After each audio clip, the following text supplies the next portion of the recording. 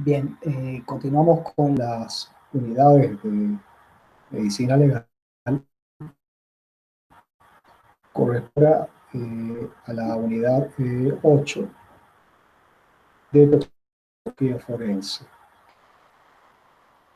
Vamos a hablar de la toxicología forense de manera resumida eh, para que ustedes puedan comprender algunos aspectos de esta rama de la medicina legal que aplican justamente a los otros y a los otros protocolos que hemos estado viendo desde un principio con todos los temas de la unidad 1 de la medicina legal general. Vamos a hablar un poco acerca de los antecedentes históricos. Estos antecedentes históricos son relevantes para tener un entendimiento sobre cómo funciona esto de la toxicología forense. Es decir, cómo funciona en la actualidad y cómo ha funcionado durante los años que nos han precedido y cómo ha ido evolucionando hasta el uso de la tecnología actual. Entre estos antecedentes históricos es importante mencionar un poco la historia del padre de la toxicología forense, Mathieu Orfila. Este médico químico que vivió en los años de 1800 escribió 3 tratados fundamentales para la toxicología general y por supuesto también para la toxicología forense. Uno de los tratados relevantes para la toxicología forense lo tienen aquí a la derecha, es el tratado de los venenos de la toxicología general. Este tratado fue escrito en 1818 y posteriormente fue haciendo otras investigaciones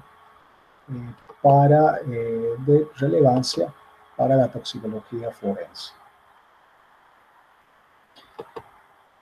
Un poco desde el punto de vista didáctico, habrá que recordar un caso fundamental resuelto por Fila. Este caso se remonta más o menos a los años 1850. Aquí tiene una representación del juicio a Madame Lafarge que pues fue acusada de homicidio a su esposo. Su esposo, el señor Lafarge, pues era un hombre que en los últimos meses antes del fallecimiento había adquirido una serie de problemas gastrointestinales con deposiciones diarreicas que llamaban la atención. Pues se mandó a llamar al médico y el médico lo que diagnosticó fue cólera. No hay que olvidarse que para aquel entonces pues, el cólera era una de las enfermedades más importantes cuyo riesgo era justamente la muerte. En los días siguientes, Madame Lafarge pues lo que hacía era cuidar del esposo, pero este no pudo recuperarse. Y a los pocos días, al cabo de unos cuantos días más, falleció. Parecería que no iba a haber ningún problema de acusación contra Madame Lafarge. Sin embargo, una de las empleadas que trabajaba para estos señores vio cómo esta señora pues le echaba una sustancia al vaso con el cual le daba cierto tipo de alimentos a su esposo. Y consideró que tenía que denunciarlo y así lo hizo y se le hizo un proceso donde justamente aquí la ven, se la acusa de homicidio. Al principio salió libre debido a que la declararon inocente dos químicos que había contratado la fiscalía, dos químicos que de cierta forma eran conocedores de, de esto, de verificar si había o no algunos tipos de sustancia, en este caso arsénico, en el estómago, y así lo hicieron, ¿no? Y en el proceso, en una serie de mecanismos que utilizaron de tipo químico, pues no pudieron hallar, no pudieron constatar el arsénico en el estómago del esposo de Madame Lafarge. Sin embargo, el fiscal no quedó contento con esta decisión de la justicia de declarar inocente a Madame Lafarge, y entonces buscó a alguien que tuviera mucho más prestigio y mucho más conocimientos en la química en ese entonces, en la química de los venenos me refiero. Y entonces encontró a Orfila, que era ya un connotado químico que trabajaba justamente en los venenos. Pues le solicitaron que fuera perito, y Orfila mandó exhumar el cadáver del esposo de Madame Lafarge e hizo metodológicamente una investigación en cada uno de los órganos que probablemente habían estado expuestos al arsénico, encontrando pues en este su estudio que el cerebro, el hígado y los riñones estaban increíblemente contaminados con el arsénico, y que podían, de una manera muy, muy fácil, porque había una dosis grande, podía haber matado al esposo de Madame Lafarge, quedando entonces la acusada culpable de homicidio. Este fue un caso muy conocido, ¿no? Muy conocido por la literatura, que le dio mayor renombre a Mathieu Orfila, quedándose como indiscutiblemente el padre de la toxicología forense.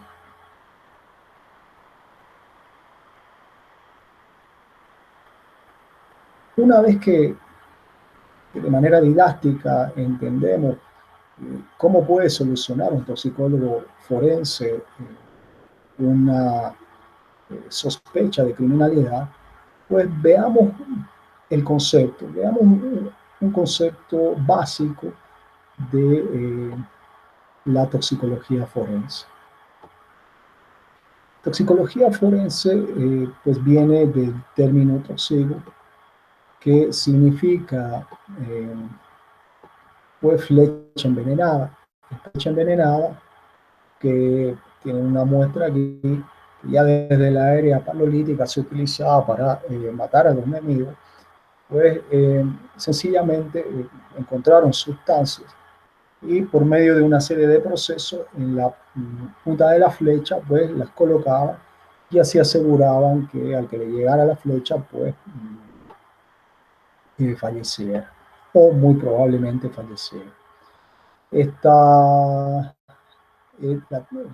término entonces tiene mucho que ver con aquel importante antecedente de la flecha envenenada.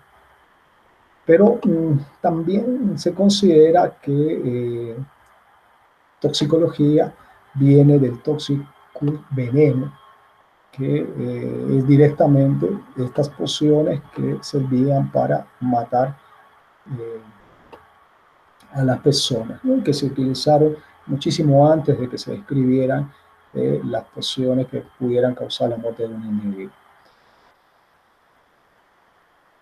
La toxicología forense pues tiene una división muy práctica.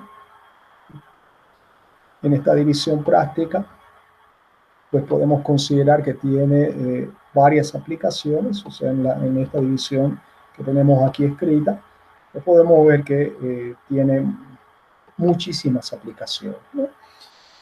Y podemos considerar que desde el punto de vista de esta subdivisión, tendríamos a la toxicología post-mortem, ¿no? La toxicología post-mortem, que tiene que ver con los estudios que se hacen de determinación de tóxicos en el cadáver.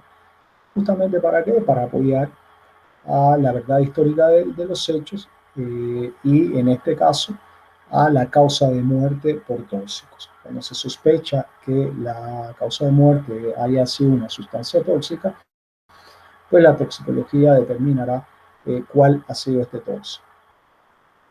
Tenemos otra aplicación importantísima que es la toxicología conductual. Esta toxicología conductual tiene mucho que ver con los tóxicos encontrados en individuos que cambian sus conductas. Como ejemplo podemos dar las sustancias que se utilizan, por ejemplo, para delinquir en el robo, por ejemplo, para dormir a la víctima y robarle su pertenencia, o para sedar la víctima y producir un hecho de tipo sexual. La toxicología antidopaje, que es una de las aplicaciones bastante grandes de la toxicología, que tiene mucho que ver con el deporte y con la determinación de cierto tipo de sustancias que permitieran una ventaja importante al deportista. Y está la toxicología forense del trabajo, que tiene que ver con el uso de determinados tipos de sustancias en personas eh, con una función laboral. Eh, Ahí están los ejemplos más importantes, la policía y los militares. Hay muchas investigaciones en cuanto a militares que han ido pues, a la guerra o a cierto tipo de guerra y estaban básicamente para tener un impulso agresivo a consumir algunos tipos de sustancias.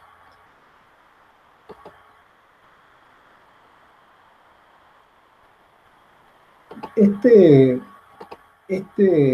esta división entonces nos va a facilitar un poco organizarnos en el conocimiento que tenemos que tener a nivel de medicina general.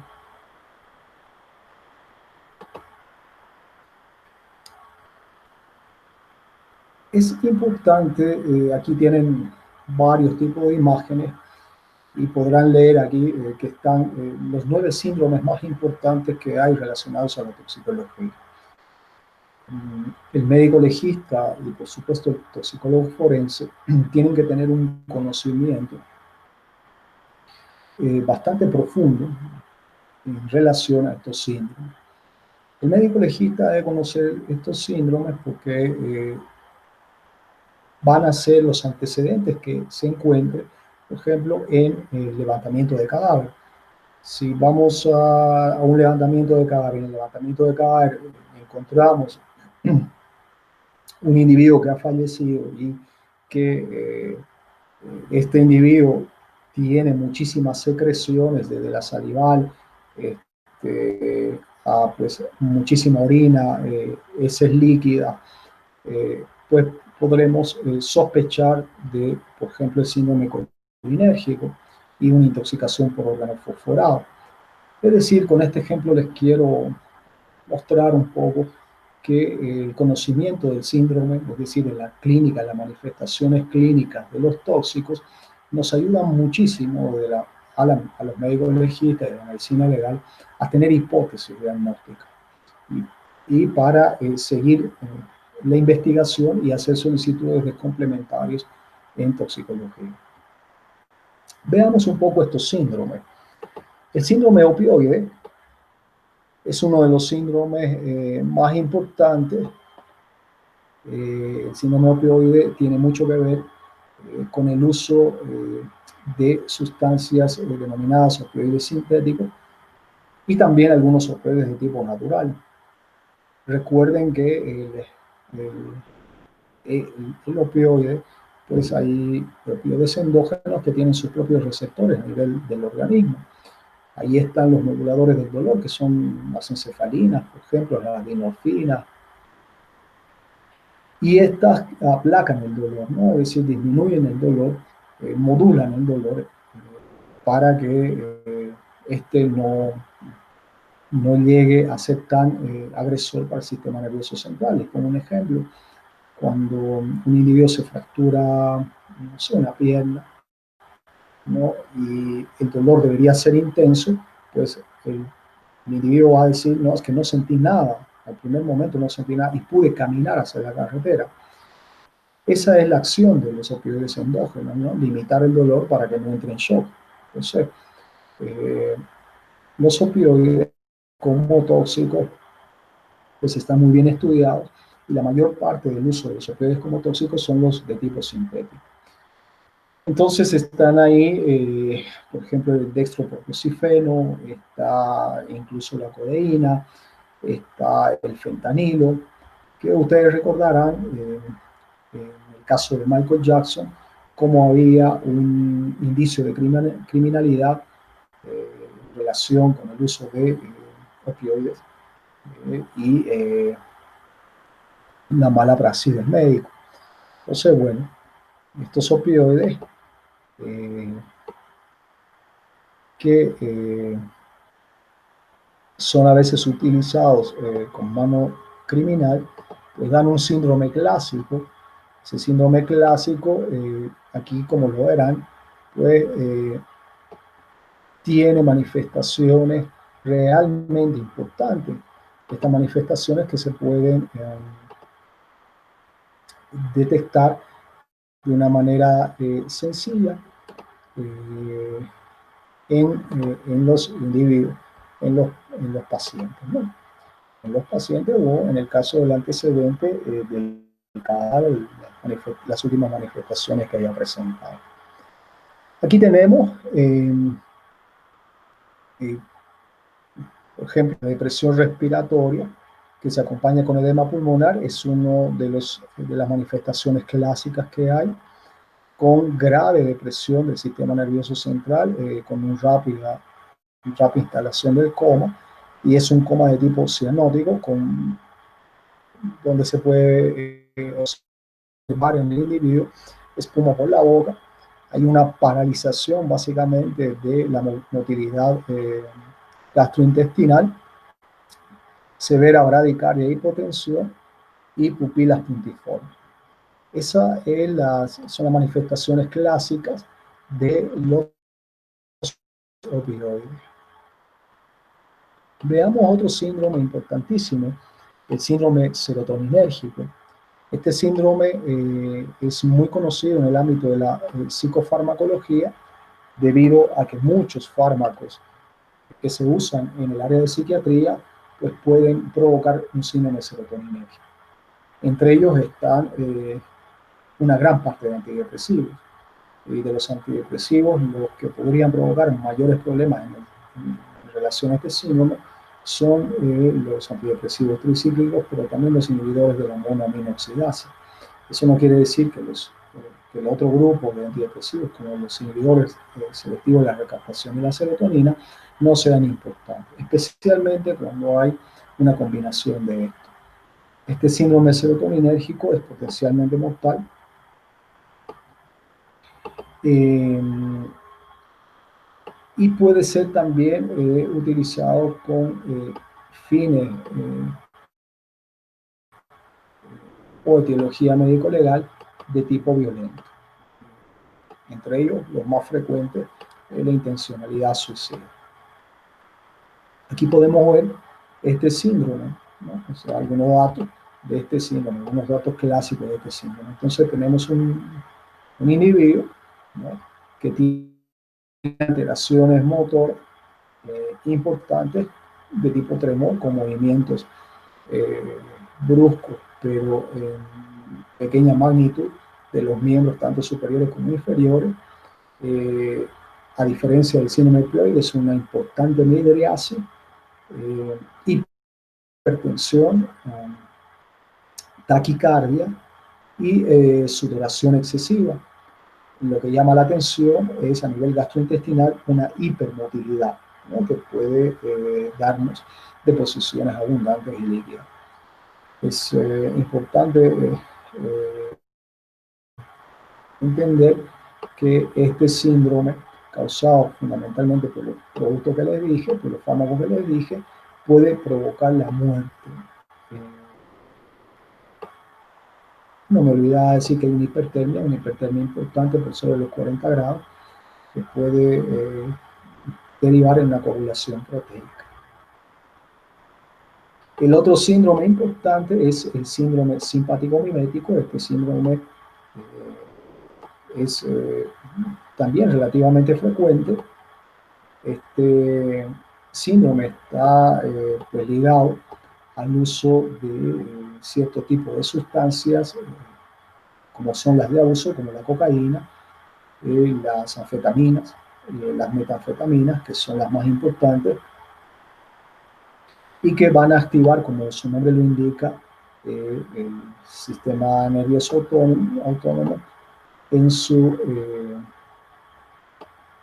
en el simpático, ¿no es cierto? ¿Qué provoca este síndrome? Como es tan activador, como es estimulador importante del sistema nervioso central, pues el paciente puede tener una excitación psicomotriz importantísima con un estado psicótico, es decir, puede tener alucinaciones muy vivas de muchos colores, ¿no? Y el paciente está con una excitación severa, una excitación psicomotriz severa.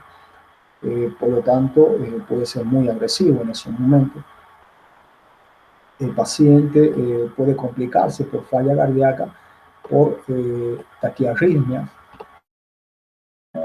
especialmente, y que pueden llevar a unas arritmias de tipo ventricular. Otro de los síndromes importantes es el síndrome alucinógeno.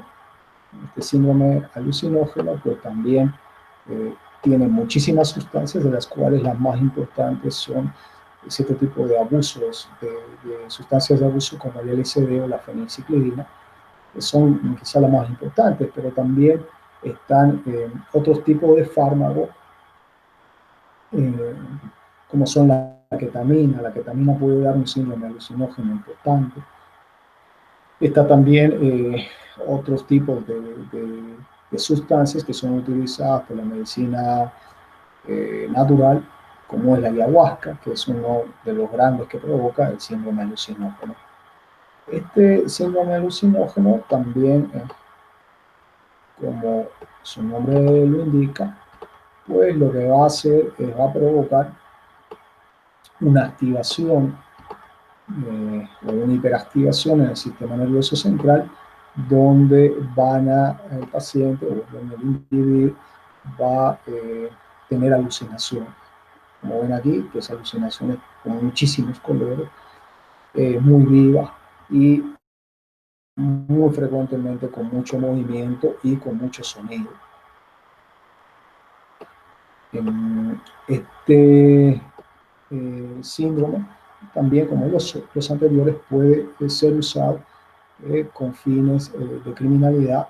Sin embargo, la mayor parte de sus usos la mayor parte de las intoxicaciones son accidentales debido al uso o al abuso de estas sustancias con fines recreativos. El otro síndrome, el síndrome anticolinérgico, es un síndrome clásico también de la psicofarmacología. Este síndrome tiene como sustancias relacionadas, pues los antidepresivos, nuevamente. La mayor parte de los antidepresivos, especialmente los de generaciones antiguas, como los antidepresivos tricíclicos, del tipo de limipramina, de amitriptilina o de cipramina, pues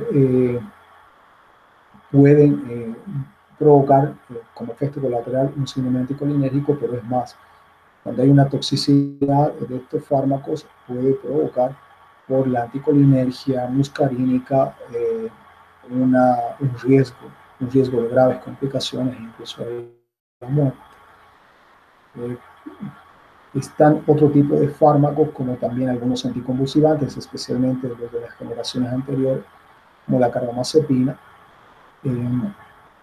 y algunos otros antipsicóticos nuevos.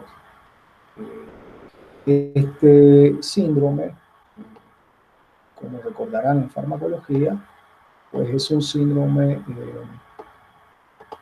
que va a provocar manifestaciones clínicas muy clásicas, ¿no? Entre las cuales tenemos básicamente la parálisis motora gastrointestinal, una midriasis severa. Aquí ven un globo vesical, es básicamente una imposibilidad para la micción y para, por supuesto, para la defecación, un enrojecimiento generalizado de la piel, una gravísima taquicardia y que puede llevar también a la muerte. En general, muchos de estos síndromes están relacionados con procesos por malabrasia. El síndrome colinérgico, está claro que es básicamente antagónico al síndrome anterior anticolinérgico. Este síndrome, pues, que está íntimamente relacionado a los órganos fosforados y a la intoxicación por órganos fosforados, va a darnos un cuadro de manifestación, unas manifestaciones, creo que conocidas por todos, que es de un aumento importante de las secreciones y un fallecimiento por alteración neurológica, alteración cerebral, por hiperactivación nicotínica y muscarínica. Entonces, es otro de los síndromes que pues les recordarán muchos intentos de suicidio con este tipo de sustancias, que por supuesto son muy baratas y desgraciadamente se pueden encontrar en cualquier lugar. Está el síndrome hipnótico sedante o sedativo hipnótico, que tiene como sustancias importantes a todos los barbitúricos y a todos los otros fármacos denominados ansiolíticos, como las benzodiazepinas. Entonces, ahí está, ¿no? Ahí está el fenobarbital, uno de los hipnóticos más potentes que hay. También funciona como anticonvulsivante, pero también puede ser usado con fines de etiología médico-legal homicida o incluso suicida, ¿no? Entre los sedantes, pues están básicamente las benzodiazepinas, y entre estas benzodiazepinas, pues están todos los alprazolam, el midazolam, el lorazepam y todos estos, que como ustedes saben, en farmacología también lo vieron, cada una de estas tiene sus características diferenciales, ¿no? Entre potencia y duración. Algunos, por supuesto, no existen por vía oral, como midazolam, y algunos solo existen por vía oral, como el clordiazepam. Entonces, el síndrome hipnótico sedante, pues lo que nos va a dar es justamente una depresión del sistema nervioso central. No olvidarse que van a ubicarse en los receptores, en los polireceptores del GABA, y por lo tanto van a ser GABAérgicos, ¿no? Entonces, lo que hará una inhibición de todo el sistema nervioso central.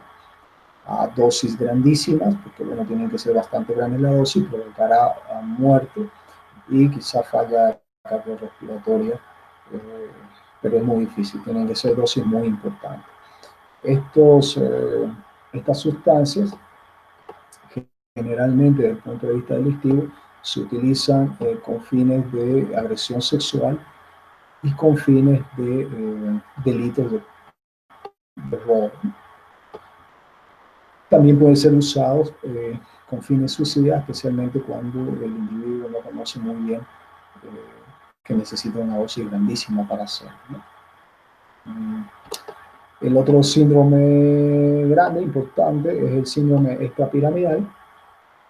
Este síndrome extrapiramidal también está relacionado a la psicofarmacología y en este caso a los antipsicóticos de primera generación. Fundamentalmente a los antipsicóticos de primera generación, entre ellos las butirofenonas como el arroperidol o las fenotiacinas como la clorpromacina, que son los más importantes en cuanto a este síndrome, pero no dejan de estar algunos nuevos antipsicóticos como la risperidona.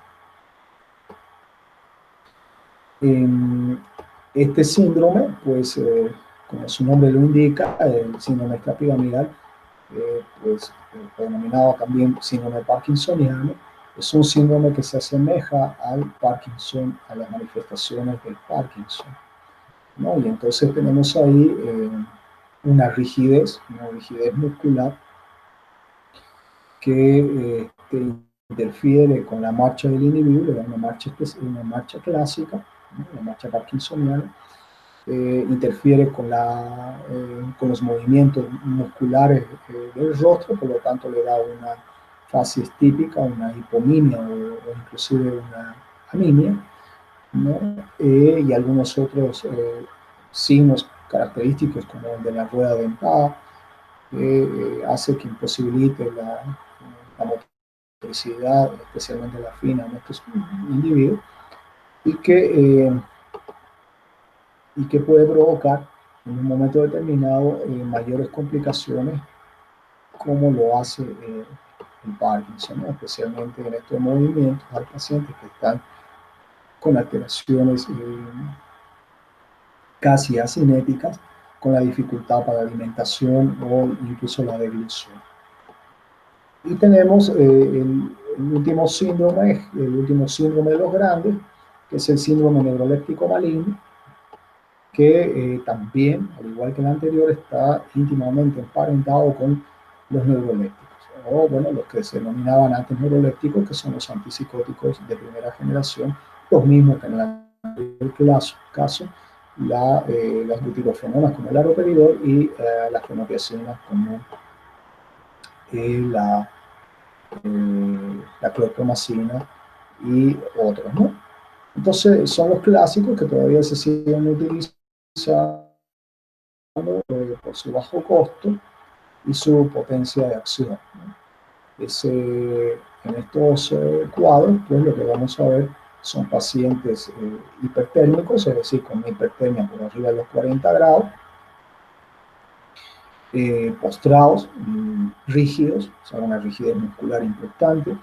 Tan importante es la rigidez que provoca mioglobinuria, y esta mioglobinuria va a provocar insuficiencia renal por necrosis tubular distal.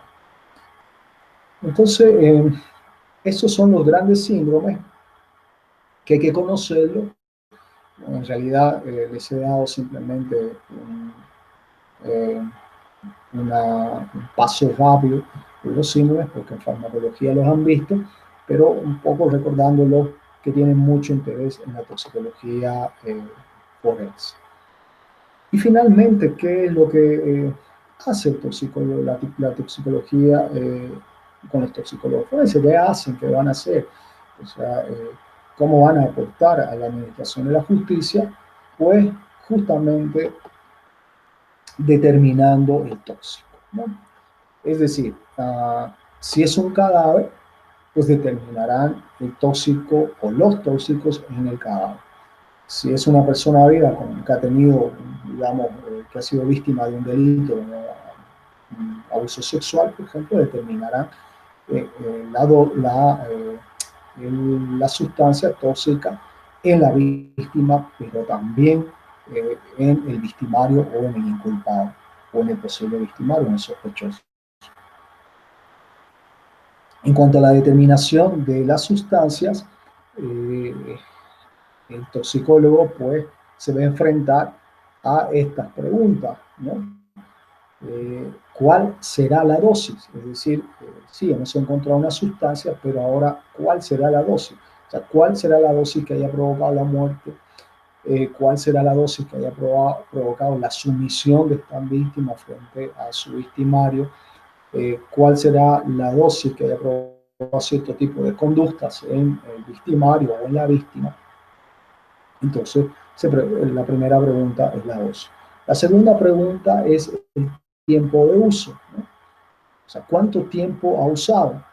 Es decir, si es un caso de criminalidad, cuánto tiempo el victimario ha usado a su víctima, o si esta víctima ya tenía usando esta sustancia antes y por lo tanto los efectos que ustedes saben de tolerancia, por ejemplo, farmacológica, han hecho de que, por ejemplo, el acusado o el victimario tenga que usar mayores dosis, incluso provocándole la muerte. ¿Cuál fue la vía de administración? A veces queda claro cuál fue la vía de administración, pero otras veces no queda tan claro, ¿no? Entonces la otra pregunta es cuál fue la vía de administración. Entonces ahí pues,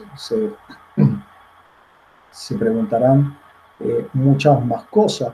Por ejemplo, si esta vía de administración le hizo dar un síndrome de intoxicación aguda eh, o subaguda, ¿no? O crónica, como en el caso que hemos visto de Madame Lafarge y el esposo, que pues la intoxicación básicamente era subaguda, ¿no? No era aguda, ni le causó la muerte en unos minutos, en unas cuantas horas, como sería una vía de administración endovenosa.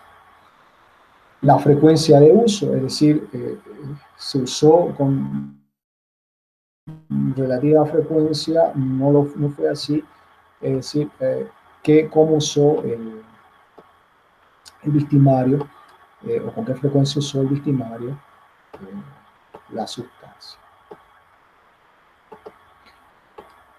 ¿Qué otras cosas debe resolver la toxicología forense? Bueno, la toxicología forense debe justamente detectar la sustancia. O sea, existe la sustancia en los órganos del cadáver, existe la sustancia en el estómago, en la sangre, en la orina de la víctima que ha sufrido lesiones graves, o simplemente no existe, o simplemente no se la puede detectar, ¿no? Entonces, esa es una de las cuestiones que debe resolver. La otra es identificar esa sustancia.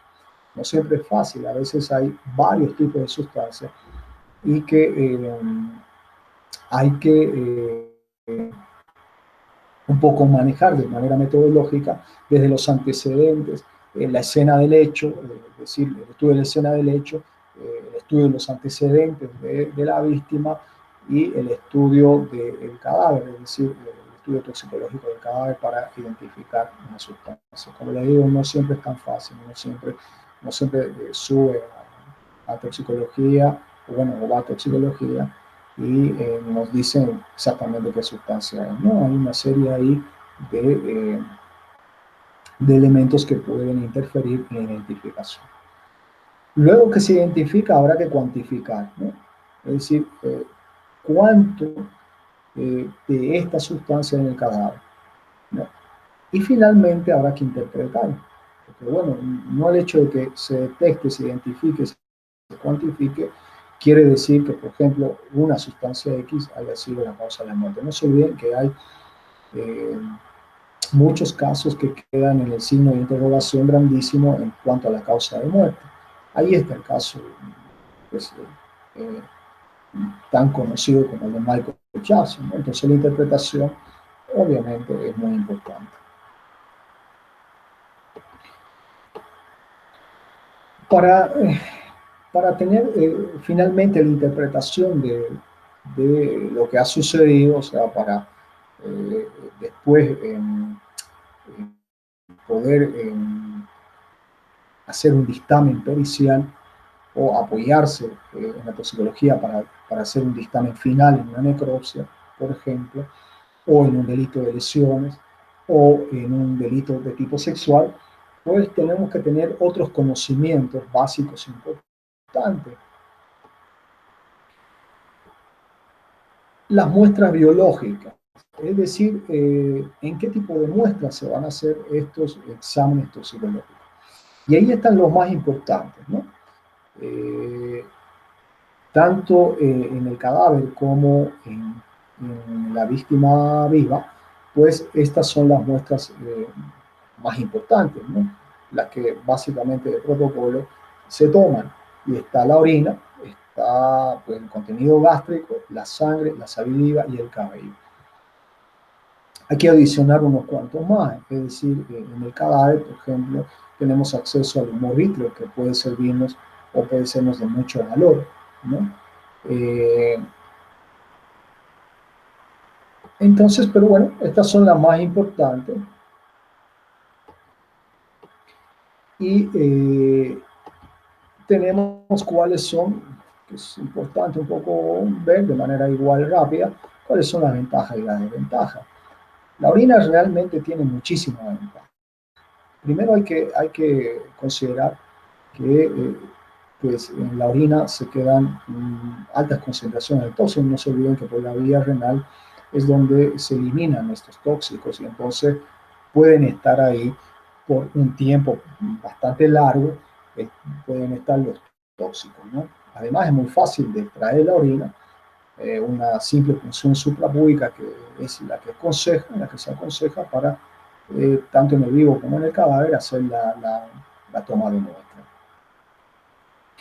Por supuesto que se toma la muestra y no necesita de conservante y en realidad puede ser transportada a un lugar más o menos lejano sin ningún problema, solamente refrigerando o en un equipito de refrigeración de la orina, ¿no? El inconveniente clásico es la que no hay una correlación con el estado clínico. Esto se da mucho en individuos que, por ejemplo, cometen un acto delictivo, alguna agresión sexual, y dicen, no, yo estaba drogado, yo no me acuerdo de nada, yo estaba drogado. ¿Cuán drogado estaban? No, muchísimo, no me acuerdo de nada.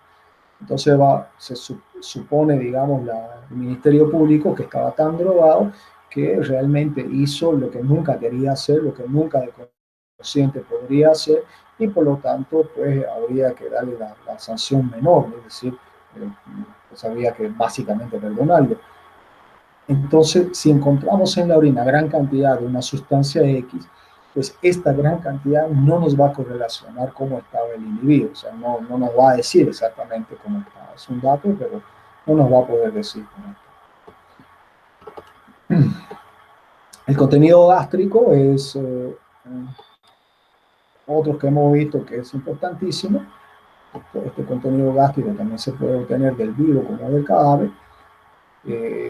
Pues está claro que si lo encontramos ahí, lo vamos a encontrar sin metabolización y por lo tanto va a ser utilísimo. Vamos a encontrar altas concentraciones, especialmente si ha sido, o fundamentalmente si ha sido por vía oral, y para transportarlo no requiere la visión de conservante, ¿no? Hay una cuestión importante del contenido gástrico, que este contenido gástrico como hemos visto en el caso de la Pfizer, pues no es lo único que podría darnos un diagnóstico certero. Es decir, en un cadáver que supuestamente ha sido envenenado, un individuo que haya sido envenenado por una persona X, por un posible victimario, pues si solo tomamos muestras de contenido gástrico, no es nada, no es nada. Eso significa que en el contenido gástrico podría haber pasado pues al intestino delgado, podría haber sido absorbido y podría no quedar casi nada, incluso pocas horas después, ¿no? Entonces, siempre hay que tener presente que el contenido gástrico no puede ser, no es la lógica que solo en el contenido gástrico podríamos encontrar o no encontrar, ¿no? El otro es la sangre, sin duda alguna, es el que más desventajas tiene porque sencillamente necesita conservantes y necesita un protocolo específico, ¿no? Para transportar al laboratorio esta sangre. Dependiendo cuál sea la solicitud de tóxicos que queramos pedir, pues cada una, no cada una, pero algunas tienen su propia forma de ser trasladado, transportado.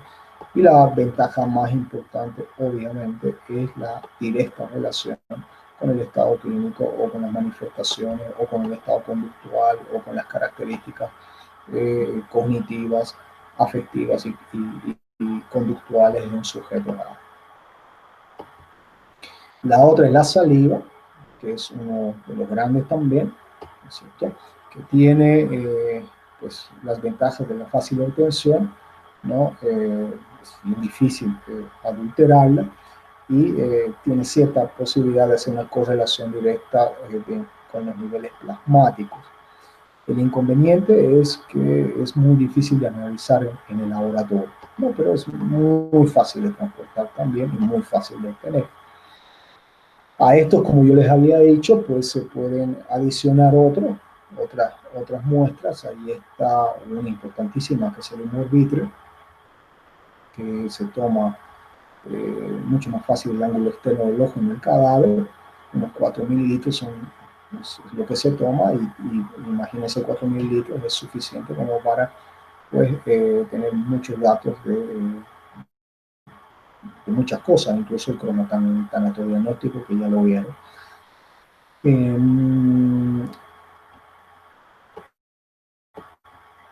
Hay que decir, aparte de esto, que el, el laboratorio de toxicología que pues, procesará una solicitud X, ¿no es cierto? No la va a procesar de manera automática. Hay que aclarar que hay que tener una hipótesis diagnóstica del tóxico, que no es que usted va a mandar a toxicología y decir hágame todos los tóxicos que existen habidos y por haber, porque eso va a ser imposible, ¿no? Porque los tóxicos requieren reactivos especiales y específicos, por lo tanto no se puede hacer de todo y no se puede hacer de todos a una sola vez y de una manera en que nos salga pues, todos los datos que queremos en un solo día por usar unos cuantos reactivos. No es así, es un poco más difícil que eso. Entonces aquí tienen un poco la idea, ¿no? De los tiempos de detección, es decir, eh, cuánto tiempo podemos detectar cierto tipo de sustancias. Aquí están simplemente unos cuantos ejemplos. En todos los síndromes que hemos visto teníamos cantidad de sustancias, ¿no? Pero obviamente el toxicólogo forense es un experto en esto y antes de enviar la solicitud, lo que hace medicina legal en general es pues comunicarse también con el toxicólogo para hacerse ayudar en ese aspecto. Entonces, y aquí están algunos de los ejemplos, ¿no? Por ejemplo, el cannabis, ¿no? Que es el que más o menos demora, o sea, se puede detectar mucho más tiempo en la orina. Algunos, algunos artículos hablan de hasta 30 días y algunos otros también han hablado de 40 días. No sé, pero bueno, alrededor de los 30 días es lo que se puede detectar entre 20 y 30 días el cannabis en orina. En la saliva más o menos es la mitad, ¿no? La cocaína es en horas, más o menos 14 horas. Es decir, en la saliva, una vez que se toma la muestra, pues más o menos entre la sexta y las 14 horas, ¿no? Desaparece. La cocaína, pues tiene muy poco tiempo en la orina, hasta el cuarto día, en realidad es 1 o 2 días, y en la saliva más o menos 90 horas. Permanece bastante tiempo en la saliva. La fenilciclina es la que más tiempo se puede detectar, hasta unos 30 días, un poco más que el cannabis. Los opiáceos hasta unos 2 días y las anfetaminas hasta unos 2 días. Entonces entenderán que básicamente los 2 días son clave, igual para otras sustancias, los 2 días son clave. Más allá de eso es muy difícil, ¿no? Igual que las benzodiazepinas, por ejemplo, es muy difícil detectarlas más de 2 o 3 días. Entonces, esta es otra cosa importante para la solicitud de las pruebas de toxicología, ¿no? Porque como les repito, no se hacen, no es que usted pide toxicológico de orina para todo y se acabó y usted tiene los resultados, no es así, ¿no?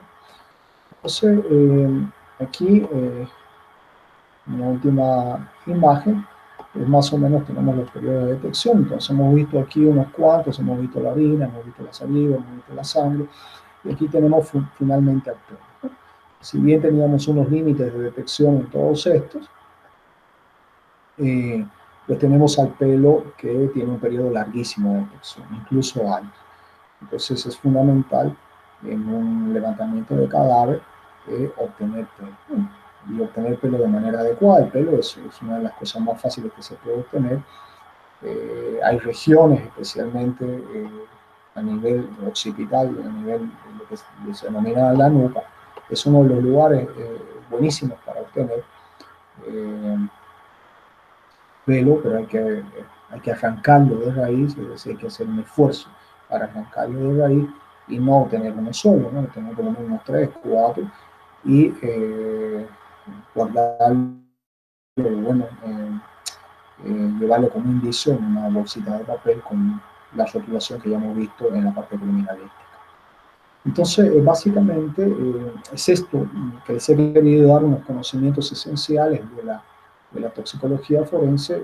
Es verdad que muchísimo que decir de aquí, muchísimo que explicar, pero ustedes que se van a graduar como médicos generales tienen que aprender por lo menos lo básico, y esto considero que es lo básico.